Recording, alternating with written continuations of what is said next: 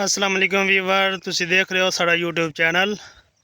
तो अज असी आए हैं अपने मुरब्बे अपने खेतों ते अज तुहानू दिखावांगे कि मक्की वास्ते असी जिहड़ी है ज़मीन तैयार की है। पहले इहदे च हल वाए गए, उस तो बाद इनू रूटावेटर नाल जिहड़ा है लेज़र किया गया। तो हुण अज असी इहदे च आली पा रहे हैं तो तुहानू विखाने आली दा मुकम्मल प्रोसैस कि किस तरह आली चुकी जाती है तो किस तरीके खेत खिलारी जाती है। और आली का बड़ा फ़ायदा होता है, खेत दे विच जिहड़ा है जरखेज़ी और पैदावार जिहड़ी होंदी है फसल की बहुत ज़्यादा वध जाती है। तो आओ तुहानू दिखाने कि किस तरह आली रेड़े नाल भरी जाती है और अगे जाके उन्होंने खिलारिया किस तरह जाता है। तो आओ साडे नाल तुहानू दिखाने।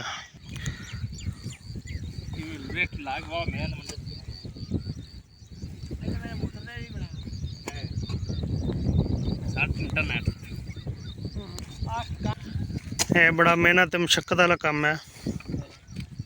ये भी आखना नाल की मसीकी छाड़ उत्ते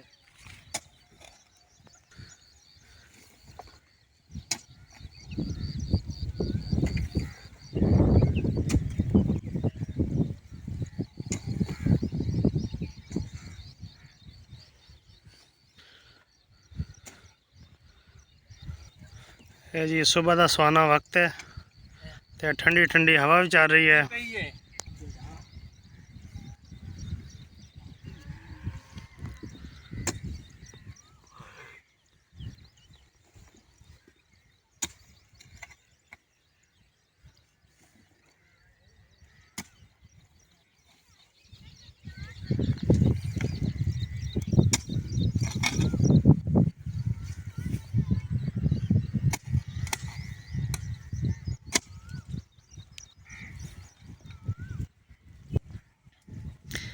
ये जिहड़ी आली है माल का जिहड़ा है गोबर होंदा उहनूं आली कहंदे ने पंजाबी च। ते ये जिहड़ा है खाद के मुकाबले च ज़्यादा असर करती है। तो असी जिहड़ी तुहानूं खेत नज़र आ रहा है, ये 2 एकड़ दे 2 किलियां दा खेत है। इत्थे हुण असी कोई 15-20 दिनों बाद मक्की बीजांगे। इस मक्की बीजन तो पहले असी ज़मीन की तैयारी वास्ते ये आली गोबर पा रहे हैं ताकि ज़्यादा खाद ना पानी पवे।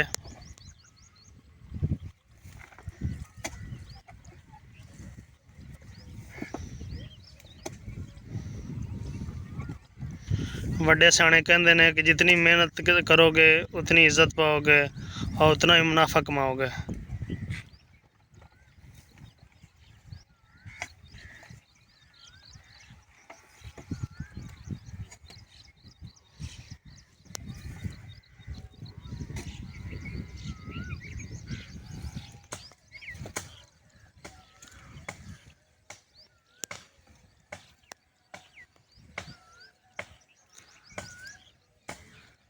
ये जी काले रंग का खच्चर है तो ये रेड़े ते जोया जाता है तो बहुत ज़्यादा वज़न खिंचता है।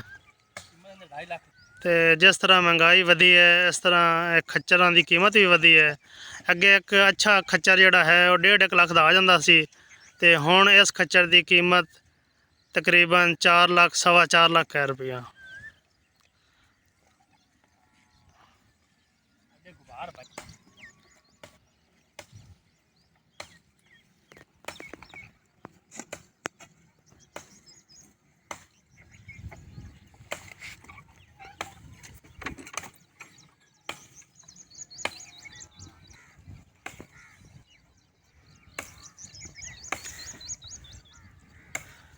तो बालन भी मुक गया सी घर, तो बालन वास्ते सुक्की टाली नूं वड्ढिया जा रहा नाल नाल।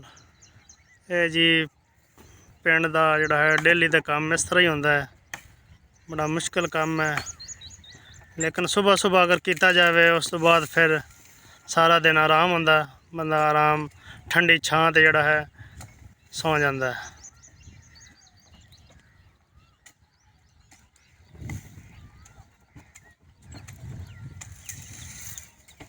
है जी तुहानूं एक व्यू भी दिखाने कि किस तरह सब्ज़ा ਤੇ ਟਾਲੀਆਂ, ਕਿੱਕਰ, ਨਰਮਾ, ਕਮਾਂਦ ਤੇ ਤਿਲੀ ਵਗੈਰਾ ਗੱਡੀ ਹੋਈ ਹੈ।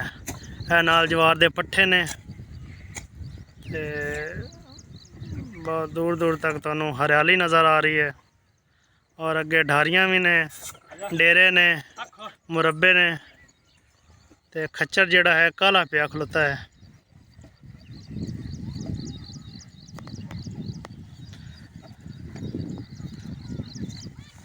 ते बेली मित्र नू पसीना भी बड़ा आ चुका है ते इहदे वास्ते हुण पैप्सी ते कोक का इंतज़ाम भी बाद च कीता जावेगा। ये जनाब सुबह दे आए हुए ने ते बड़ा इन्ना काम कीता है। तकरीबन 1 किले दे विच नाल लिखला रही है ते आखिरी जेहड़ा जनाब जेहड़ा तुहानू दिखा रहे हैं। पहले ज़माने च पिंडां विच लस्सी वगैरह लभ जांदी सी, हुण तां जनाब इत्थे भी शहरां वाला रिवाज बन गया है। ते जदों ये काम ख़त्म हो जाएगा तकरीबन कोई 15-20 मिनटां बाद ते फिर जेहड़े सज्जन मित्र ने काम कर रहे हैं, बड़ा औखा काम है। ते फिर इन्होंने देसी मुर्गा भी खवावांगे।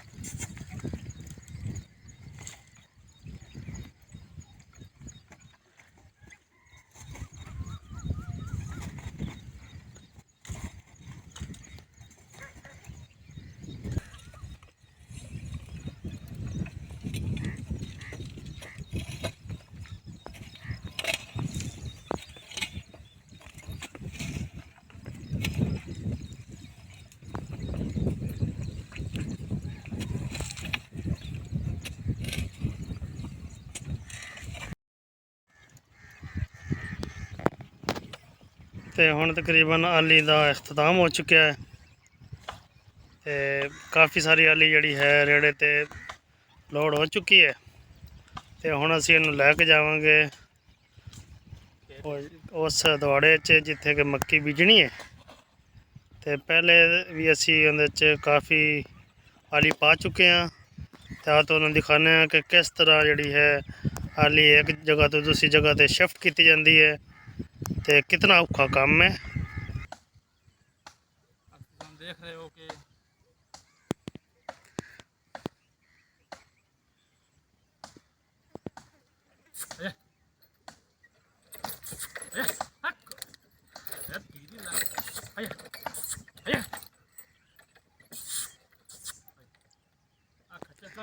ये खच्चर बड़ा आथरा है।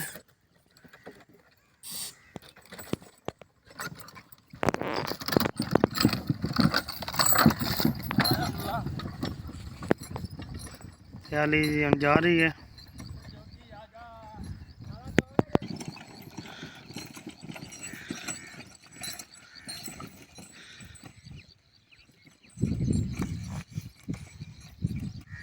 इस जगह ते बड़ी उच्ची चढ़ाई सी, जिहड़ा खच्चर बहुत ही फुर्ती नाल उत्ते लै गया, क्योंकि इस ज़मीन का लेवल ते जिहड़ी है इस ज़मीन के लेवल का तकरीबन 2.5 फुट का फ़र्क है।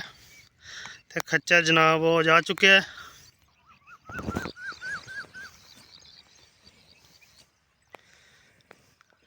तो हाली कई दिन लाई जा रही है थल्ले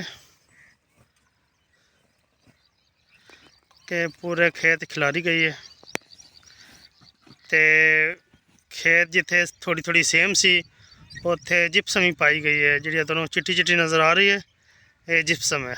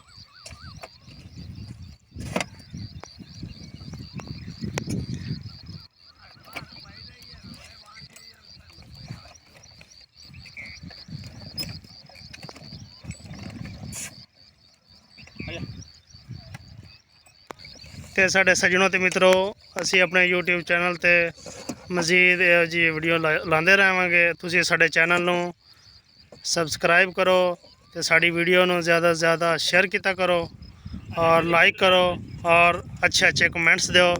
तो नैक्सट वीडियो इंशाल्लाह मिलेंगे तुहाडे नाल। अल्लाह हाफिज़।